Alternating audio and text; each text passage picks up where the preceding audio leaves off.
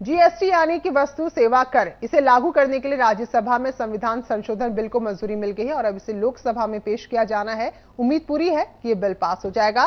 तो ऐसे में प्रॉपर्टी बाजार में, प्रॉपर्टी मार्केट में भी हलचल बढ़ गई है। हालांकि जीएसटी टैक्स रेट अभी तय नहीं हुआ है, इसका निर्धारण जीएसटी काउंसिल करेगी। जीएसटी काउंसिल का गठन 60 दिन के अंदर होना है। वित्त मंत्रालय की एक समिति ने जीएसटी के लिए स्टैंडर्ड रेट 18% रखने का सुझाव दिया है। तो ऐसे में संपत्ति पर, प्रॉपर्टी पर जीएसटी का क्या असर होगा?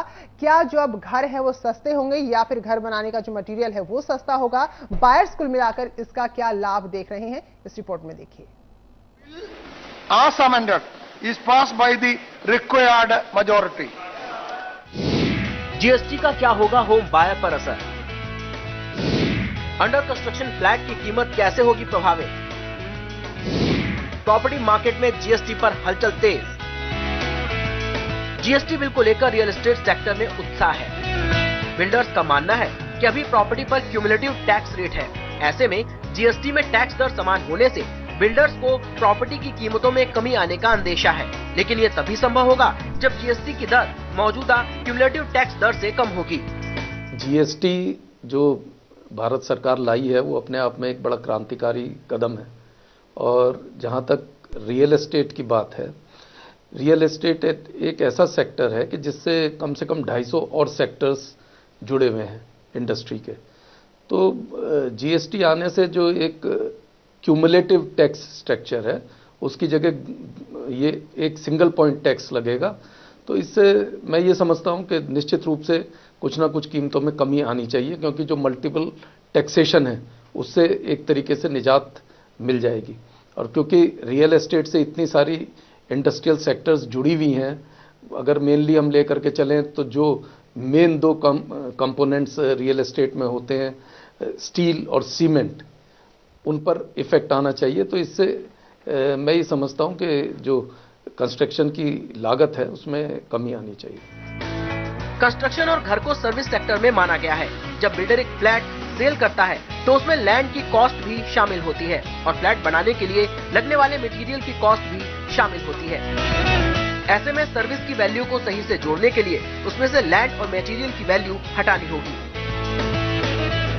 Goods and services tax act के लिए पर्टिकुलरली अभी जो कॉन्स्टिट्यूशनल अमेंडमेंट हुआ है उसका हम तहे दिल से स्वागत करते हैं। रियल एस्टेट सेक्टर में अभी थोड़ी सी कन्फ्यूजन आई हुई है कि अबेटमेंट मिलेगा या नहीं मिलेगा। अगर अबेटमेंट मिलता है तब तो मुझे लगता है रियल एस्टेट सेक्टर को अच्छा खासा बूस्ट मिलने वाला है।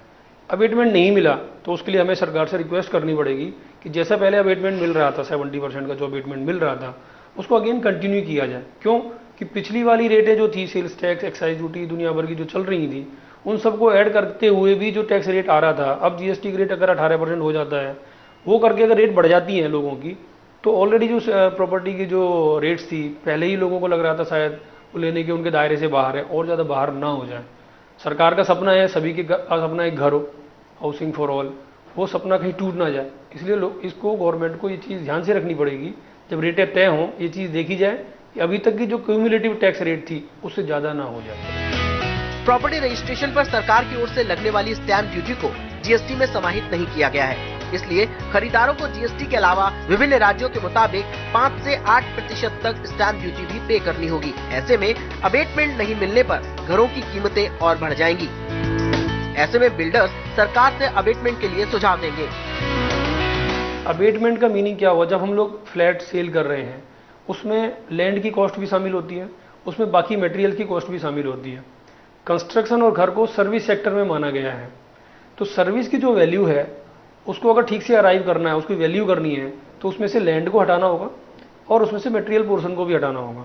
तो जो अभी तक माना जा रहा था 70%, उसी को मैं चाहूँगा कि अबेटमेंट आगे कंटिन्यू हो। अगर ऐसा नहीं होता है तो जो अभी तक घरों की रेटें थी वो आगे और बढ़ जाएंगी, क्योंकि स्टाम्प ड्यूटी को अभी भी इससे दायरे से बाहर रखा गया है जीएसटी से।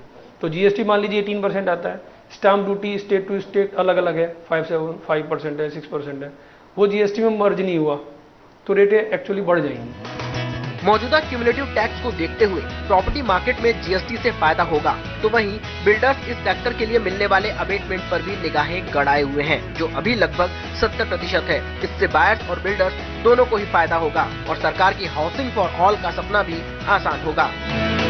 प्रॉपर्टी एक्सपर्ट, समाचार प्लस।